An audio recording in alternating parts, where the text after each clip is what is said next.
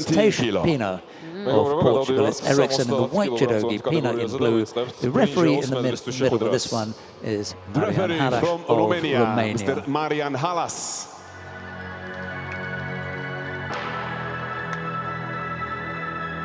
Now, ERIKSSON defeated Margaret Devoude, who's sitting in the stands not far from us, overseeing the medal contest of her category. Unfortunately, she lost out in that repechage, but what a huge throw from ERIKSSON.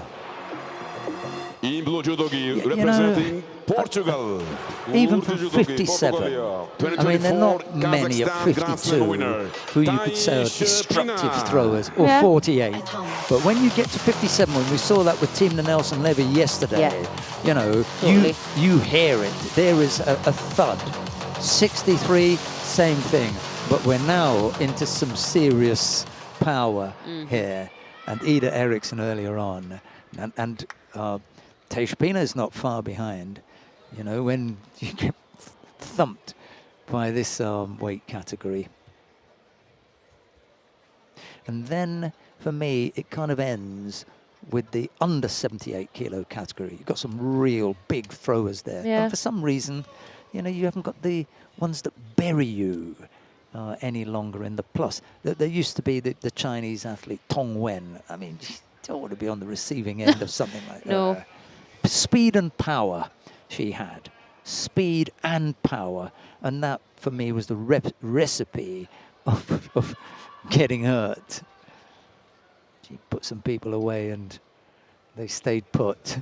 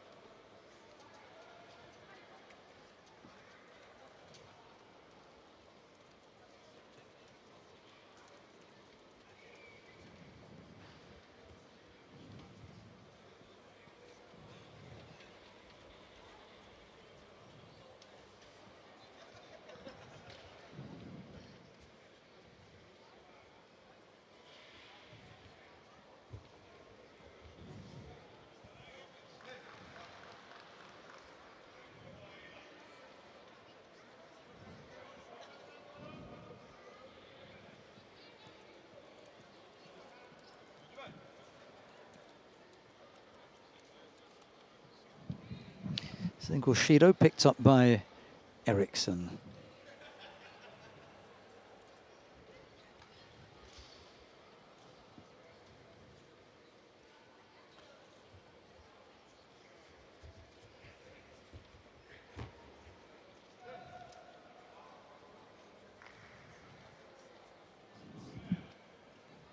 I know. I mean, I know what you were going to say. From that picture. It's been said before, sorry to say that.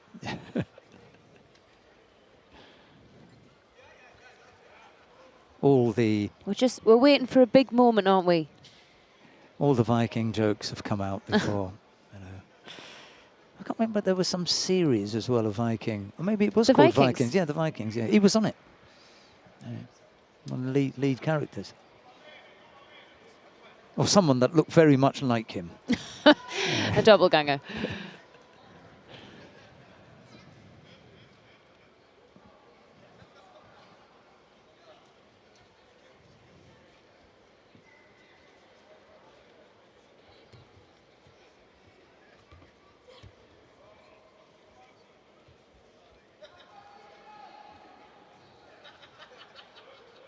I mean, at this point, I think I'd say most of the attacks are coming from PINA. You can see ERIKSSON's now trying to work on the ground, perhaps just feeling like she's not got either an edge in Tachiwaza, or she can't find her way, and maybe working on the ground is going to be her best bet. Calm down, please. I wonder what they do say when they turn around, given that they're usually conversing in different languages. you know. Just like...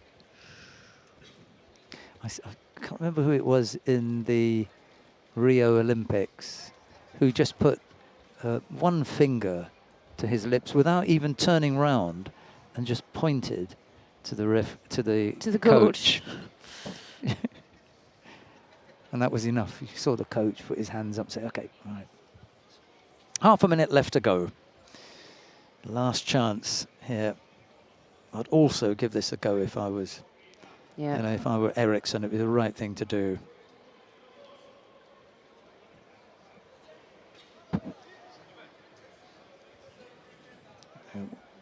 Waiting for the next set of Georgian competitors to take to the mat.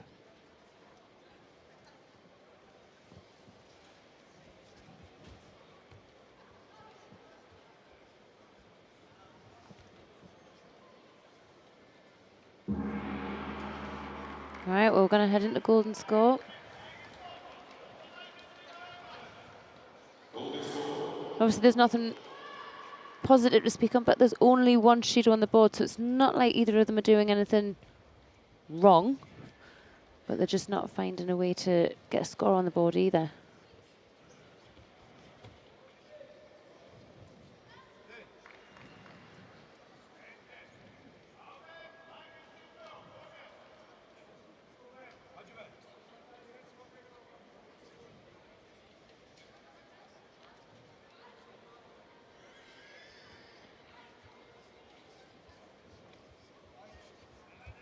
Oh, she's got a grip underneath. Oh.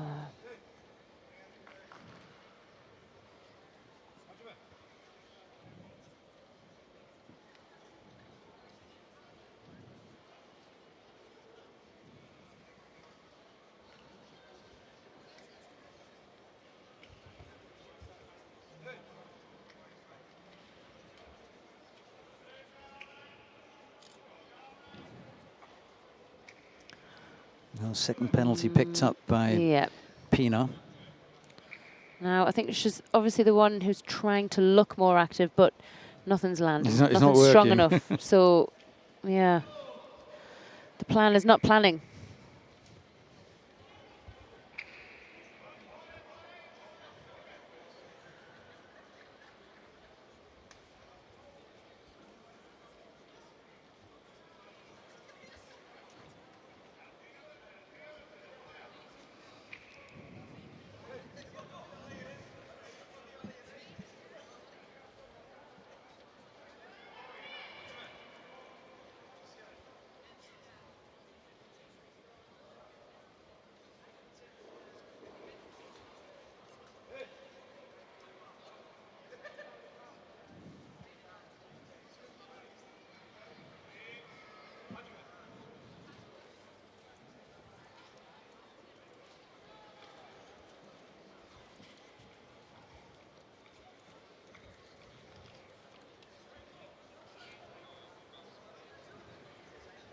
Oh, a couple of Ashiwaza attempts here from PINA, but just not getting the contact, not getting close enough to make any impact.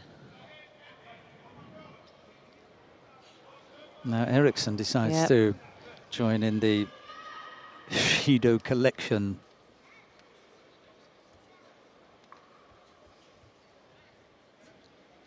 They could be back here in a couple of weeks, couldn't they? Or 3 weeks. Yeah, absolutely. The pair of them. I would expect so. That's probably one of her strongest attempts. Yeah, and she had to use up most of that to deal with the attack rather than think about the possible turnover. Had to block that first.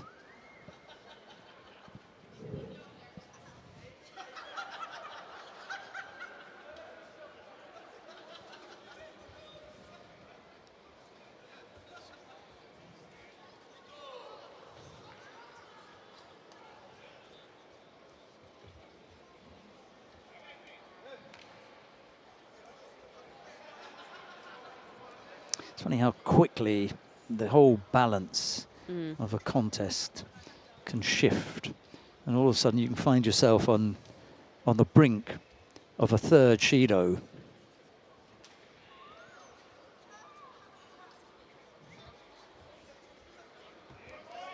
And I think that that really is the position that ERIKSSON finds herself in now. And she better recognise that, because if PINA is able to put in a strong effort, that's not what I'm talking about.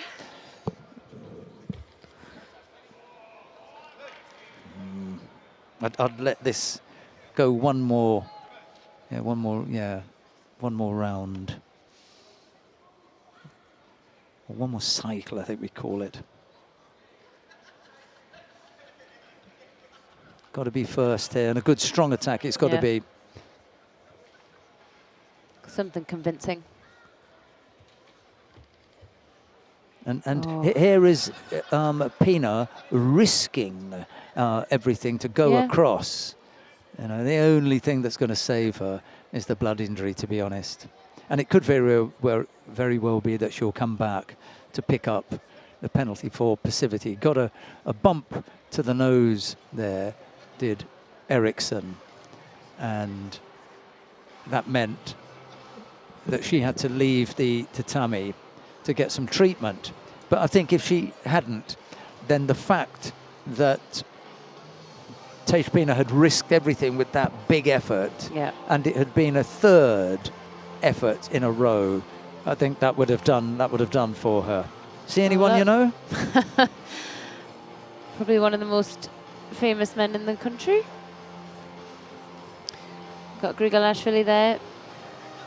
With his wife. I think the glasses and daughter. The glasses have got to be darker to get hidden. He's too cool. It's a look, it's a vibe he's going for. Oh, I know him. He's in my club. That little boy. I practice with him. My training partner. About the same size. Sitting in front row. We're back underway after tidying up that little bump.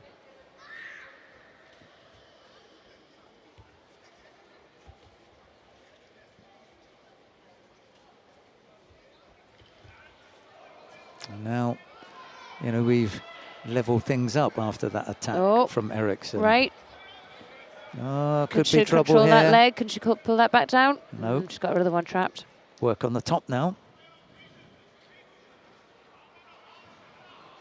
Arm.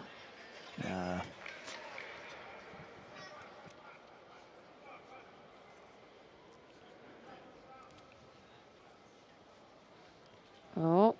One more, and that'll be it. And that one's out.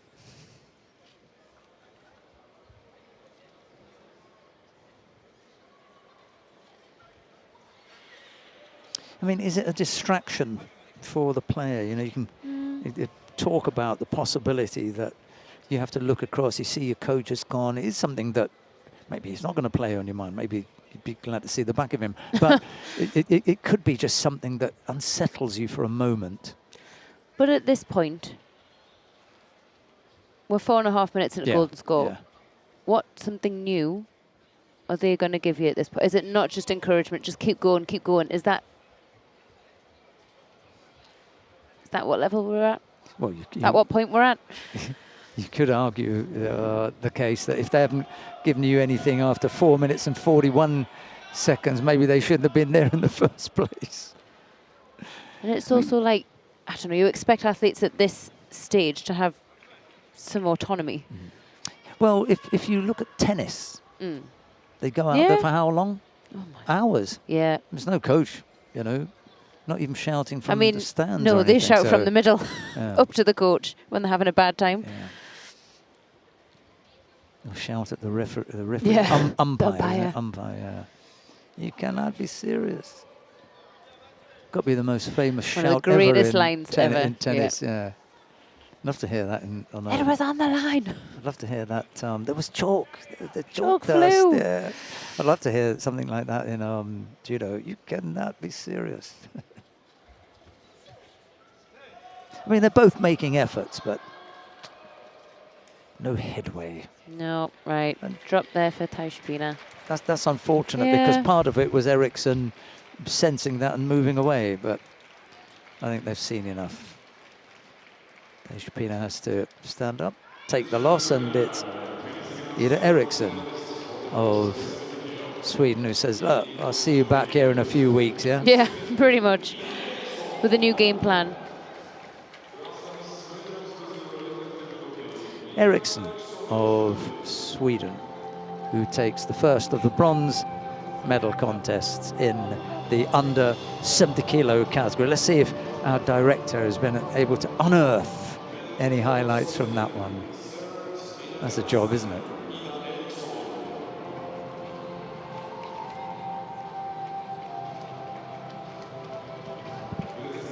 Yeah, actually, it was a little bit further away than I thought. Yeah. She didn't have to defend at all. She just got dragged down. It was no threat